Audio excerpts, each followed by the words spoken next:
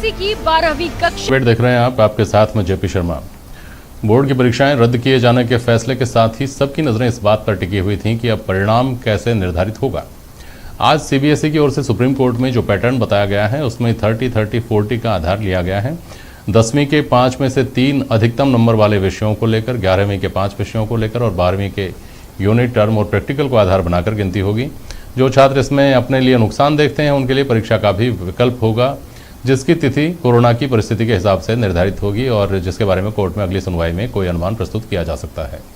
ये सब आपने रिपोर्ट में सुना, तो सवाल यह है कि क्या सर्वमान्य हल निकल गया? लगता तो यही है।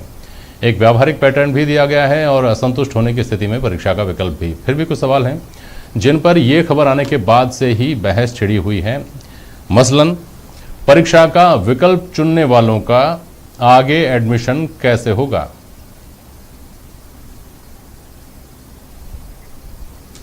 क्या उच्चतर कक्षाओं में एडमिशन अभी लंबित रहेंगे? और निचली कक्षाओं को आधार बनाना, क्या ये सबके साथ न्याय होगा?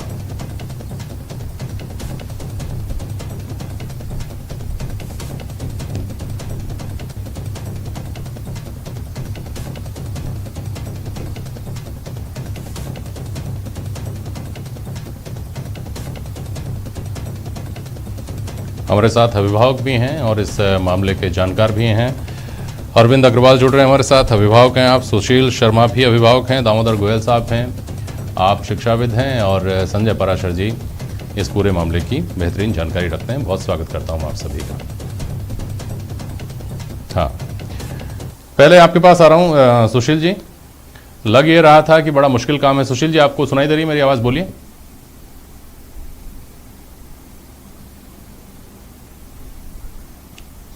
सुशील जी अभी हमारे साथ जुड़ेंगे। अरविंद अग्रवाल साहब, ये बहुत बड़ा अप्रीहेंशन सबके दिमाग में था कि किस तरह से जिज्ञासा थी कि किस तरह से पैटर्न बनाया जाएगा, कहीं किसी के साथ अन्याय तो नहीं होगा। और वो मेधावी छात्र जिन्होंने तैयारी की है, जो अपनी तैयारी के हिसाब से अपना मूल्यांकन चाहते हैं, उनका क्या होगा?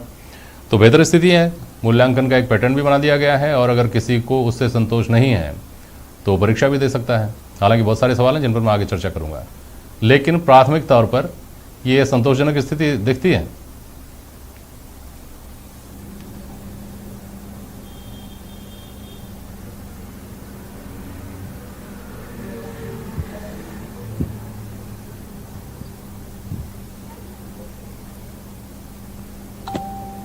अरविंद अग्रवाल साहब, आपसे था मेरा सवाल, अगर आप सुन रहे हैं तो बोलिएगा।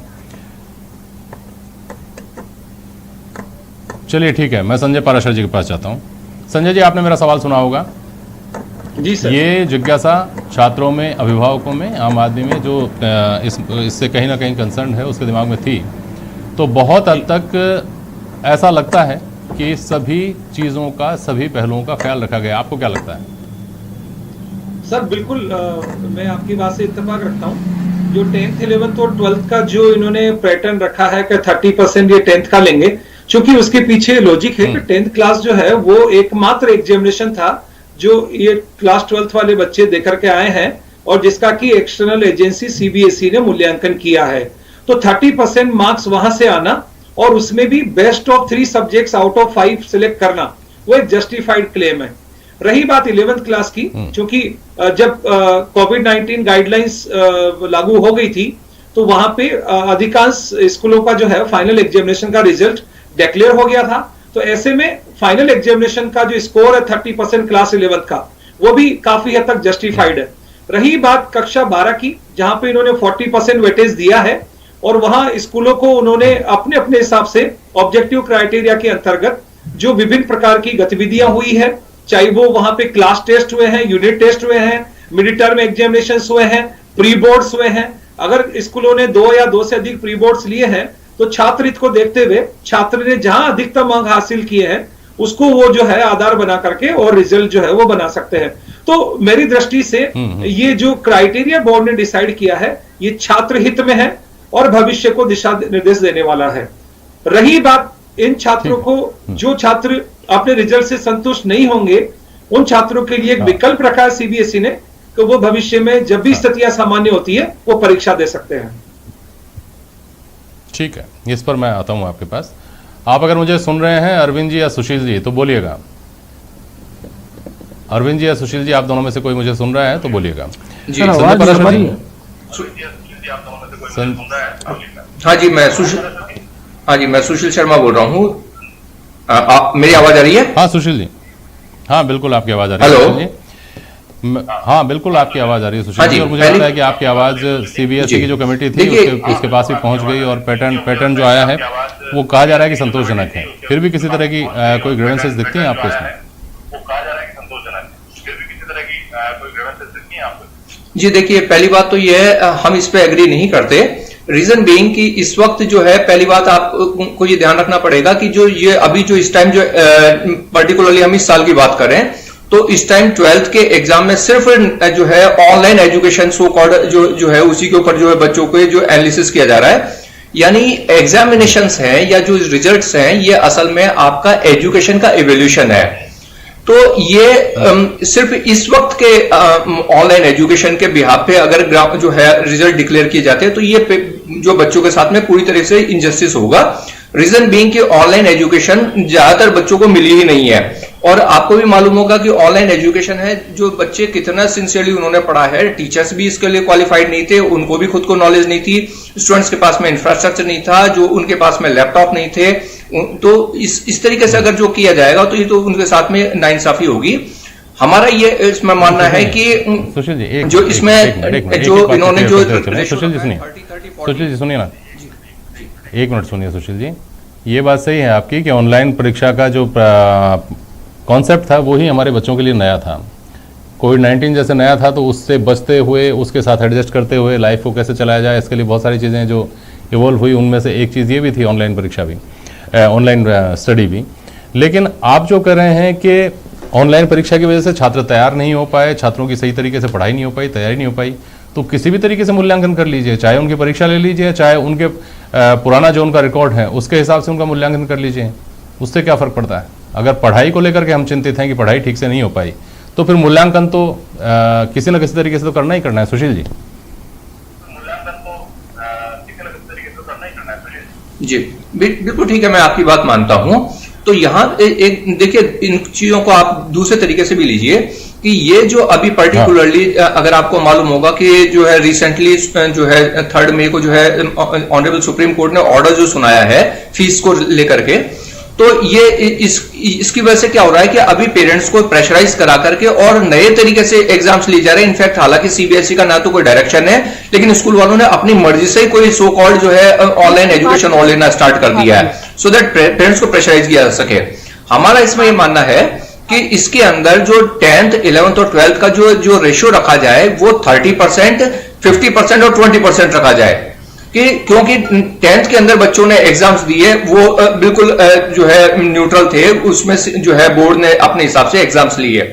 और जो 11th का जो था उसके अंदर फिजिकल क्लासेस हुई, उसके अंदर सारे कंसेप्ट जो है बेसिक जो कंसेप्ट वो बच्चों को समझाए गए, क्योंकि 11th के अंदर उसमें बच्चों ने पूरी जो है क्लासेस अटेंड की है। उनका जो इवैल्यूएशन हुआ तो उस टाइम तक ऐसी कोई चीजें नहीं थी, तो वो जो लिया जाए उसका मैक्सिमम परसेंटाइल रखा जाए, और इसका जो इस साल जो 20% मैक्सिमम रखा जा सकता है कि उसके अंदर, क्योंकि ना तो ऑनलाइन क्लासेस हुई है तो उसका इवैल्यूएशन लास्ट ईयर के उसके ऊपर मैक्सिमम जो वेटेज दिया जाए और इस साल का मिनिमम रखा जाए। ये हमारा एक प्रपोजल है। क्योंकि एक बहुत बड़ा तबका अभिभावकों का ऐसा भी तो है जो ये कहता है कि साहब 10वीं और 11वीं में तो बच्चे उतने सीरियस नहीं होते करियर को लेकर के, उनमें चेतना, अभिभावकों की चिंता, ये सब 12वीं तक पहुंचते पहुंचते ज़्यादा जागती है, और 12वीं में बच्चे ज़्यादा बेहतर तरीके से तैयारी करते हैं। तो उन लोगों के कंसर्न को कैसे देखेंगे फिर?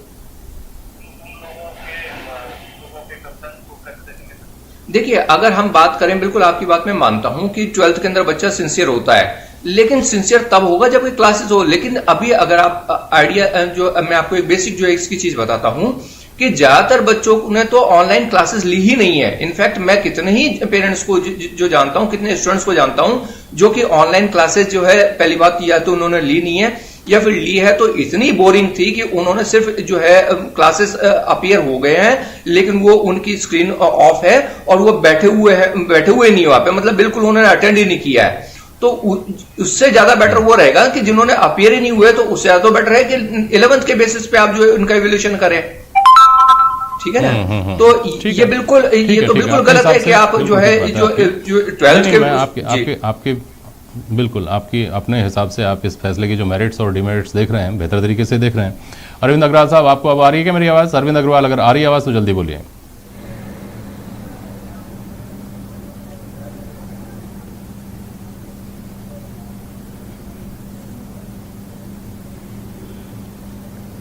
ठीक है, मैं दामोदर गोयल साहब के पास आता हूँ। दामोदर जी, सुशील शर्मा कह रहे हैं कि पैटर्न जो है उसमें जो इसका सेग्रीगेशन किया गया है, 10वीं का कितना परसेंट, 11वीं का कितना परसेंट, 12वीं का कितना परसेंट, इसको लेकर के और विचार किया जाना चाहिए था, इसमें गुंजाइश थी। और उनका तर्क ये है कि वो परीक्षाएं तो बिना किसी कोविड जैसी स्थिति में हुई हैं, वो परीक्षाएं तो जैसे हमेशा से होती आई हैं उस तरह से हुई हैं। तो उस वक्त कोई भी बच्चा कोविड जैसी स्थिति चूंकि नहीं थी, तो उसने जो तैयारी की, उस तैयारी का महत्व है, उस तैयारी की मार्किंग ज़्यादा होनी चाहिए। दामोदर गोयल साहब, ऐसा है कि ये इस बात को मूलतः भूल रहे हैं कि ये बात हो रही है 12वीं कक्षा की परीक्षा की। हाँ। इसमें 10वीं और 11वीं की जो परीक्षाएं हो चुकी हैं, हाँ। जो अतीत है, उसको आधार मानना या उसमें कितना वेटेज देना, मैं मूलतः उस सिद्धांत को ही गलत मानता हूँ। जो मूल्यांकन होना चाहिए वो 12वीं के अंदर जो क्या अध्ययन हुआ उसका मूल्यांकन होना चाहिए। कक्षा 10 में बच्चे की क्या परफॉर्मेंस थी और कक्षा 11 में उसकी क्या परफॉर्मेंस थी, वो उसका अतीत है। उस अतीत को वर्तमान के साथ में जोड़ना बिल्कुल भी न्याय संगत नहीं है, नंबर 1। नंबर 2, सबसे महत्वपूर्ण बात यह है कि बहुत सारे बच्चे ऐसे हैं, जैसा कि सुशील जी ने भी स्वीकार किया और आप भी कह रहे थे कि बच्चा 12वीं में सिंसियर ज्यादा होता है। उन बच्चों पे बड़ा विपरीत प्रभाव पड़ने वाला है जिनका कक्षा 10 में परीक्षा परिणाम में जो मार्क्स थे वो कम थे और कक्षा 12 में उन्होंने बहुत पूरी तैयारी की थी, चाहे ऑनलाइन के थ्रू की हो, चाहे ट्यूशन के थ्रू करी हो या कैसे भी करी हो। और उन लोगों को उम्मीद थी, क्योंकि उनके लिए स्टेपिंग स्टोन था हायर एजुकेशन में जाने में, प्रोफेशनल एजुकेशन में जाने के लिए, तो उन्होंने बहुत अच्छी तैयारी की थी।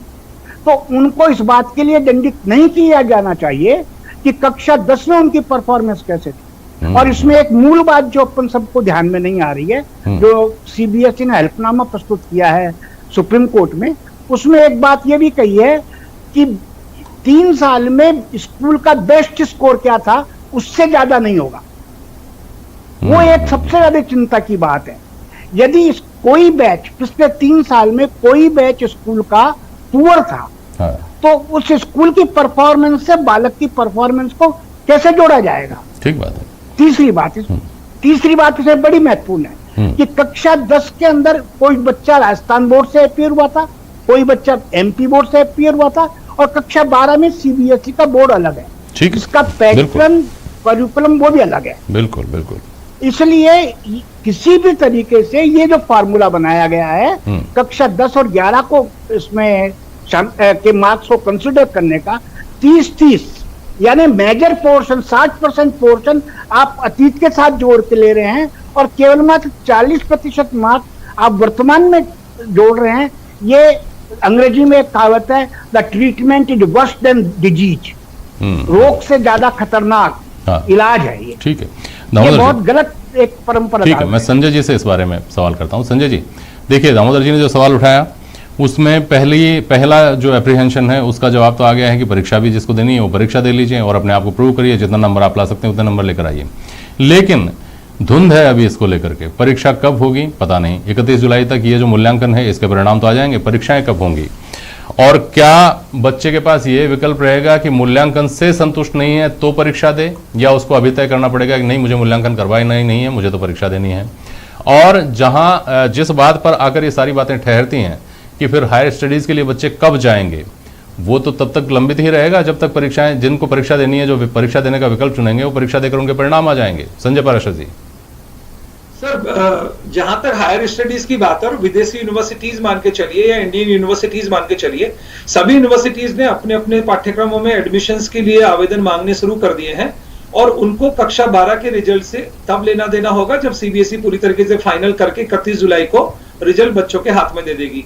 कक्षा 11 की परफॉर्मेंस के आधार पर, कक्षा 10 की परफॉर्मेंस के आधार पे उन्होंने अपने यहाँ पे एडमिशन देने शुरू कर दिए हैं और बच्चों की काउंसलिंग नहीं संजय जी, एक मिनट रोकूंगा आपको।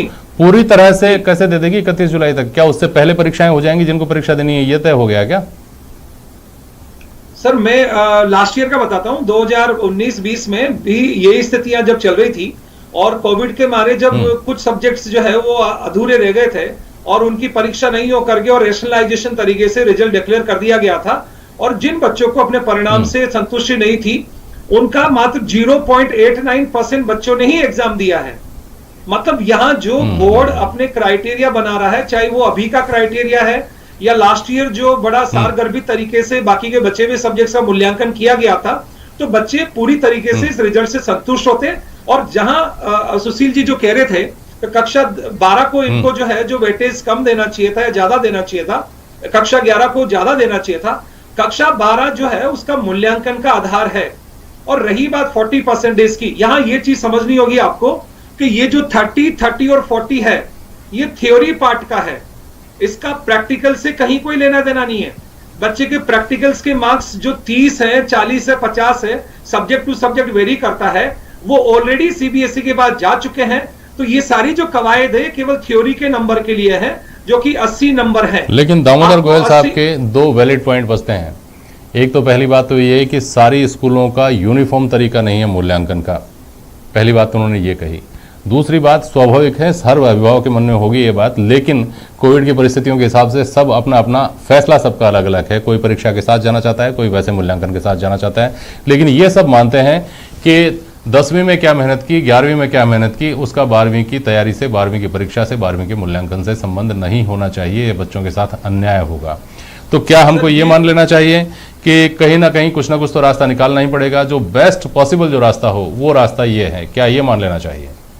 सर इन विषम परिस्थितियों में जब बच्चों के अंदर एक साइकोलॉजिकल डिसऑर्डर चल रहा था और अभिभावकों के अंदर भी एक प्रकार का जो है वो असमंजस की स्थिति थी, ये जो कमेटी बनी है और इन्होंने जो हलफनामा आज जाहिर किया है माननीय सुप्रीम कोर्ट के सामने, ये बड़ा जस्टिफाइड लगता है, छात्र हित में लगता है।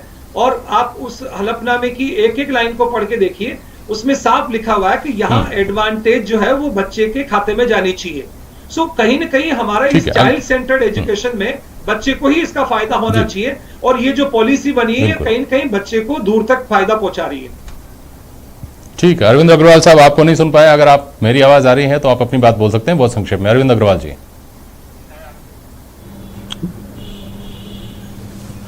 देखिए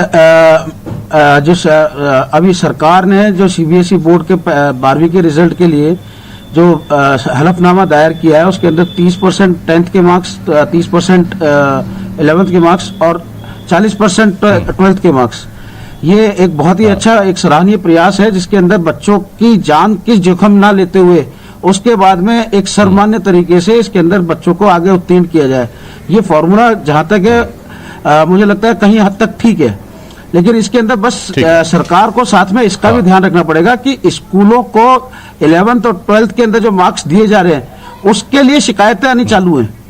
वह स्कूलों के अंदर आज प्री बोर्ड्स दोबारा स्टार्ट चालू करा दिए गए, नवंबर, दिसंबर, जनवरी के महीने में भी कराए थे और अब वापस फीस के मुद्दे के ऊपर वापस इसके ऊपर चालू कर दिया है। तो ये इसके अंदर अभिभावकों को, बच्चों को प्रताड़ित ना किया जाए, इस बात का संज्ञान भी सीबीएसई के अंदर सरकार को लेना चाहिए। बाकी इसके अलावा दूसरी चुनौती और है गोयल साहब, एक चुनौती यह भी है कि हर स्कूल का अपना अपना मूल्यांकन का स्तर अलग अलग होता है। कोई स्कूल बहुत कड़ाई के साथ मूल्यांकन करता है तो बच्चों के नंबर कम आते हैं, कोई स्कूल उदारता के साथ करता है बच्चों के नंबर खूब आ जाते हैं। खैर, ये तो एक पहलू है जिसको भी एड्रेस किया जाना चाहिए। लेकिन कुल मिलाकर जो अब कहा जा रहा है कि साहब कोरोना के साथ जीना है, तो जब सांस के लिए ऑक्सीजन की किल्लत आई तो हमने ऑक्सीजन का महत्व समझा, ऑक्सीजन के प्लांट सारे शहरों में एक एक करके बनाते जा रहे हैं। इस बात को भी मुझे लगता है कि देर सवेर हमको इतनी ही गंभीरता के साथ, अगर कोरोना की तीसरी, चौथी, पांचवी लहरें भी आएंगी और पता नहीं कब आएंगी, आती रहेंगी, तो हमको इसको समझना पड़ेगा कि नई पीढ़ी, किशोर पीढ़ी जो युवा बनेगी और जिसके हाथ में कमान जाएगी अल्टीमेटली देश की, उसके लिए पढ़ाई के माकूल बंदोबस्त की चिंता तो करें ही करें। अगर उनके पास लैपटॉप भी नहीं है, फ़ोन भी नहीं है, शहरों में तो ठीक है, अच्छे स्कूल, साधन संपन्न स्कूल हैं, साधन संपन्न बच्चे हैं, गांव देहात में तो बहुत बुरी स्थिति है। इसको उतनी ही गंभीरता से ले आ जाना होगा जितनी गंभीरता से कोविड में हम दूसरी कई तमाम चीज़ों को ले रहे हैं। दामोदर जी। बिल्कुल, इसमें क्योंकि ये एक दीर्घकालीन इसके लिए योजना बननी चाहिए, हर एक बच्चे तक शिक्षा पहुंचे। यूनेस्को की भी रिपोर्ट है और की भी रिपोर्ट है, अभी जो गवर्नमेंट ऑफ इंडिया की भी सर्वे रिपोर्ट आई है, प्रथम की भी सर्वे रिपोर्ट है कि ऑनलाइन एजुकेशन, मैं इस बात को स्वीकार करने में बिल्कुल नहीं हिचकिचाऊंगा कि कुछ बड़े स्कूलों को और अच्छे स्कूलों को छोड़ के सरकारी स्कूलों में और जो दूसरे स्कूल हैं उनमें ऑनलाइन की व्यवस्था नहीं है और उसमें बहुत सारा काम अभी किया जाना है। संजय पाराशर जी, बहुत संक्षेप में 10 सेकंड में केवल आपसे उम्मीद करता हूं कि आप जवाब देंगे। अगर सीबीएसई का ये पैटर्न निर्धारित हो गया है तो क्या बहुत संभावना इस बात की नहीं है कि राजस्थान बोर्ड में और जो स्टेट के बोर्ड्स हैं वहां भी कमोबेश इस बात की संभावना बनती है कि इसी तरह के पैटर्न से परीक्षा परिणाम आएंगे? सर, ये बड़ी दूरदर्शिता वाला जो है वो मापदंड है और इसी मापदंड को अगर राज्य सरकारें अपनाती है और विशेष रूप से माध्यमिक शिक्षा बोर्ड राजस्थान अगर इसको अपनाता है तो ये छात्र हित में बड़े दूरगामी परिणाम देने वाला साबित होगा और बड़े उचित तरीके से, सारगर्भी तरीके से बच्चों का मूल्यांकन करने का आधार भी साबित होगा। ठीक है सर, बहुत शुक्रिया आप सभी का आज प्राइम डिबेट में शामिल होने के लिए। आज के लिए बस इतना ही, नमस्कार।